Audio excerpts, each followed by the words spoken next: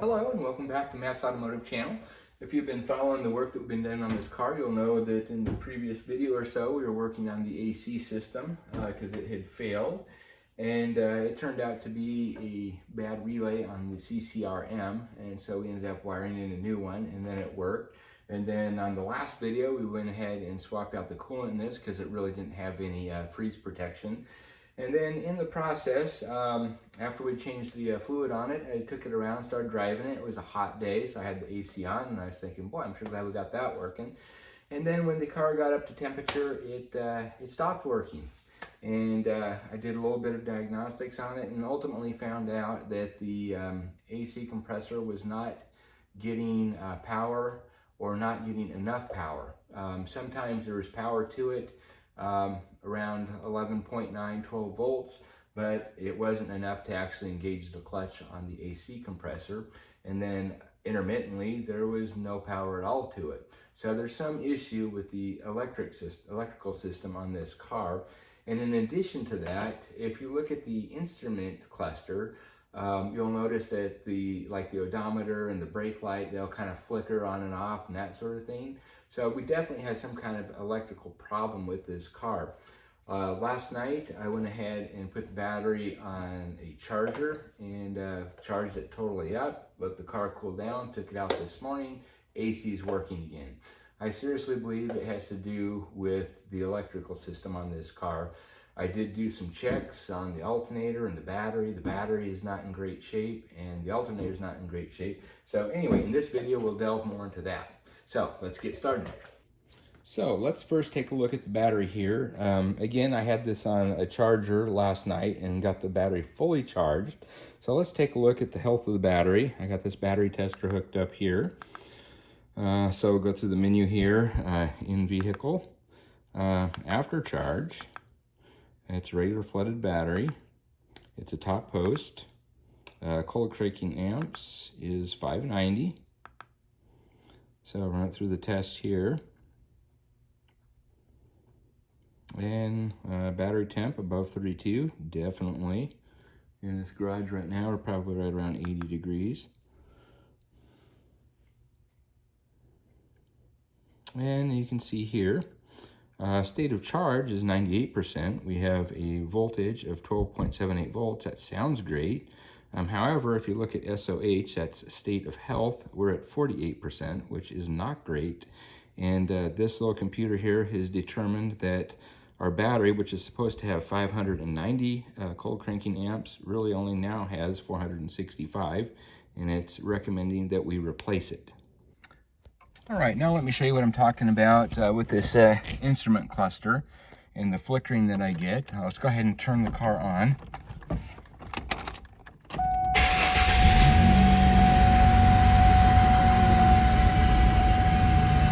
There, now you can see that the odometer and the brake light are kind of flashing a little bit. They're dimming and whatnot. Hopefully this camera will pick it up, but it's definitely not consistent. All right, the next thing I want to take a look at here is the battery voltage when we start the car up. So I got this multimeter hooked up to the positive and negative terminals of the battery. We're currently reading 12.86 volts. And when I start the car up, obviously this should go up. Normally, an alternator should be charging right in the vicinity of 14.2 to 14.5 volts. So let's start the car and see what it's doing.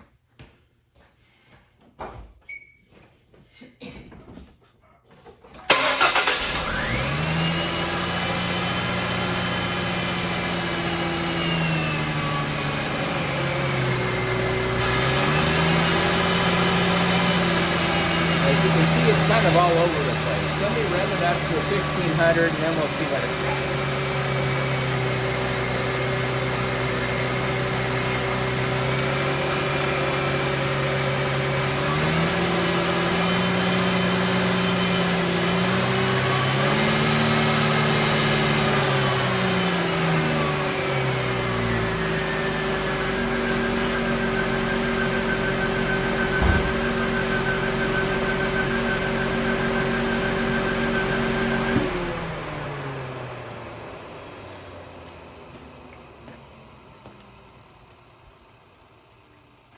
So anyway, the alternator is definitely charging, but it seems like there's quite a bit of variability in the charging.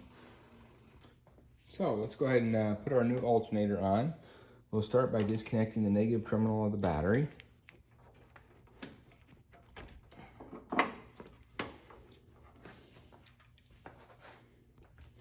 Now we can remove the serpentine belt.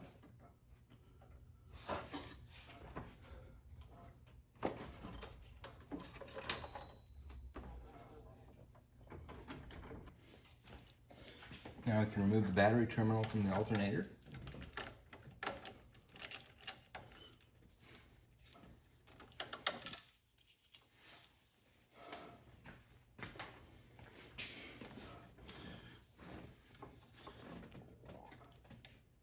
And the connector. Now I can remove the alternator bolts.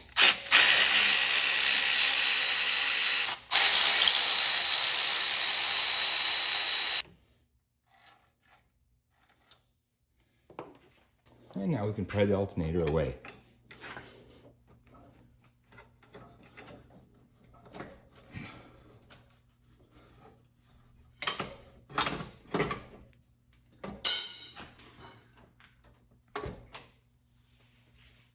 Now let's just do the opposite and reinstall the new alternator.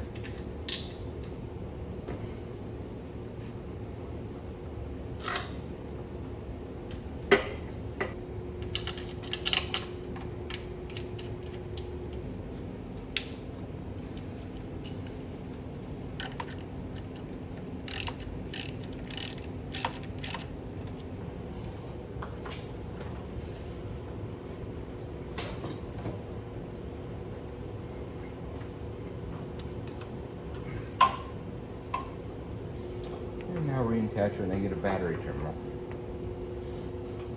Now let's start our car up and monitor the battery voltage.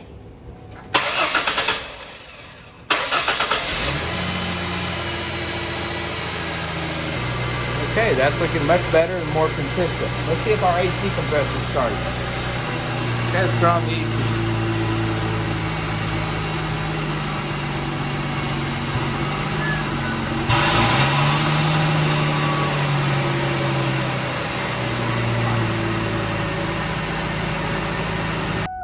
All right, let's start the car and see if we still have flickering lights.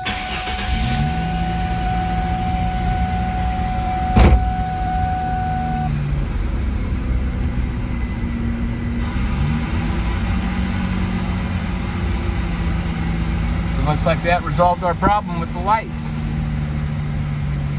As you can see, the AC compressor runs at this temperature.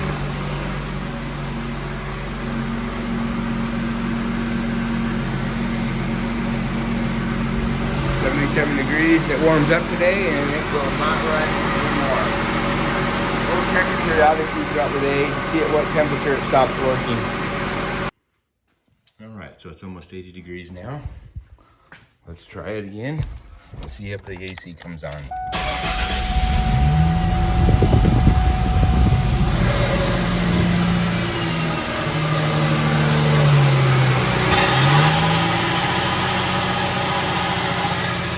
It's not working, so right around 80 degrees it stops working.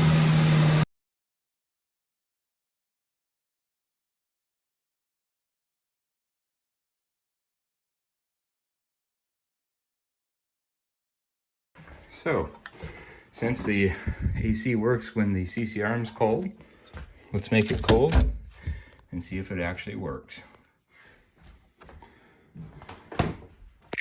All right, I went ahead and put the CC arm in the fridge. So let's see if it works now. It's still really cold.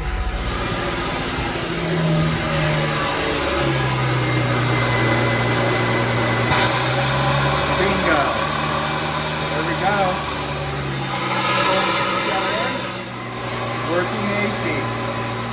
So anyway, I did a lot of troubleshooting diagnostics. I didn't show a lot of it on video, but I delved into the PCM, took all that apart, pinned it out, followed all kinds of instructions, testing all the wiring harness, the various modules, that sort of thing.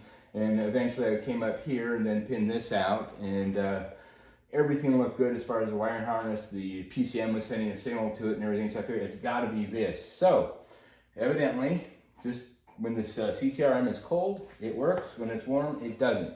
And strange enough, I did order another one of these CCRMs. It was rebuilt. I think they did the same thing I did. It was off eBay, and they put in a new relay switch. However, it had the exact same issue as this. It works when it's cold, doesn't work when it's hot. So I think the solution is to put in an order for a new CCRM. We'll give it a try in this hot weather. It's very hot here in this part of the country for the next few days. So I'll try to get a new CCRM while it's still really hot. We're looking at triple digits here. And if I can get the new one to work in the heat, then that's pretty much it. That's the problem. So anyway, I'll go ahead and put an order in for one now. So here's the me remanufactured one that I bought online on eBay. This has a date. It's even older than my previous one, which was in 2001. They obviously put in a new relay here. However, the soldering is absolutely ferocious. That's very, very bad. And it looks like they did some kind of checks on it and said it was okay. And it worked for a couple of starts and then stopped running. So I don't know, I'm gonna try to clean this up a little bit, and we'll test the relay and see if we can get it working again. So the relay does appear to be working, at least I can hear the click. However, I'm not so sure about these other contacts, if it's making good contact when the relay does switch over. So we'll try to clean up these solder joints. All right, clean up the solder joints on the other unit did not work. However, this is the original one that came out of the car, and I cleaned up some of my own work and got those soldered in a little better. The trick was using flux and a little bit more heat, and got some pretty good contacts right there. And anyway, it seems to work. So we'll wait for the temperature to go up. Last time it stopped working probably right around 79, 80 degrees, which is where it is right now. We're forecasted over 100 today, so this garage is definitely going to get up into the upper 80s, maybe even 90s. And we'll give it a try at that point and see if it still works. All right, we're up to 84.5. Let's see if it works now.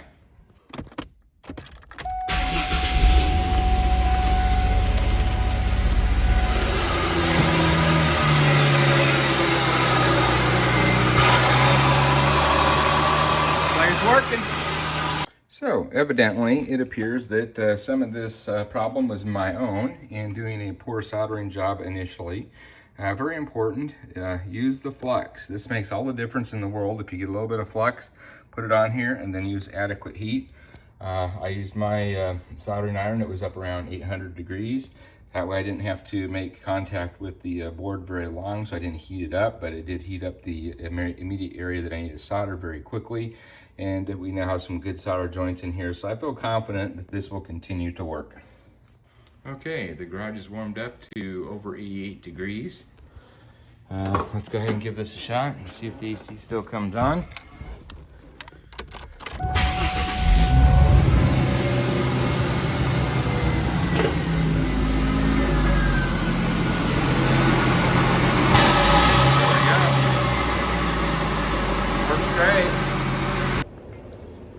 So I'm going to sum up the video at this point and call it quits.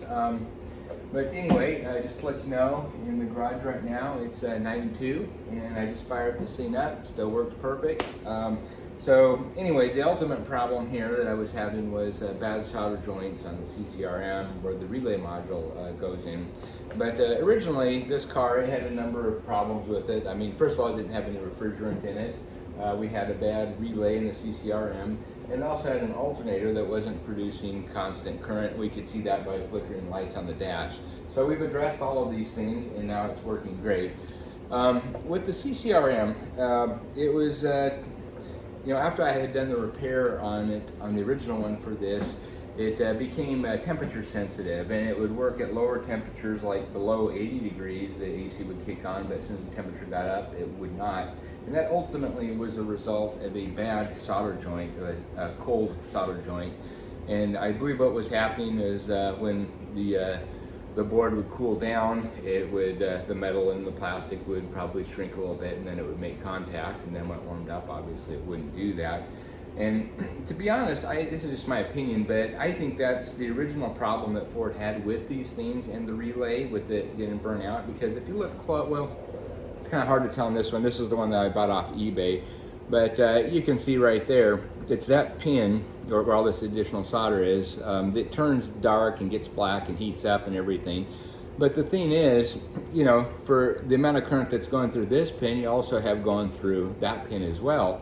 And so what I believe it is a bad joint where it creates a high resistance and heats up, and then eventually the heat will destroy the relay. I think that's what's going on, because if it was just too much current or something through the whole system, you would expect to see both of those terminals burn, and it's just the one. So I think it's just a bad solder joint there, and these things can be corrected by just putting in a new relay most of the time, and then just make sure that you solder it well and use a lot of flux. So anyway, my original repair, that was my fault. I didn't use enough flux or heat, and so when I redid the solder joint, that took care of all the problems. So no longer temperature dependent, works all the time.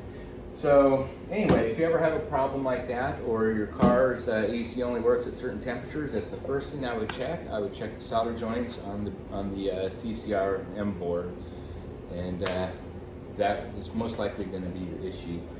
So with that said, I think I'll call it quits here, and the next thing that I need to address on this car is going to be the crankshaft seal. It leaks just a little bit, so I'm going to go ahead and pull that crankshaft pulley off and then put a new seal on there. So that'll be the next video. So anyway, until then, I'll catch you next time. Bye-bye.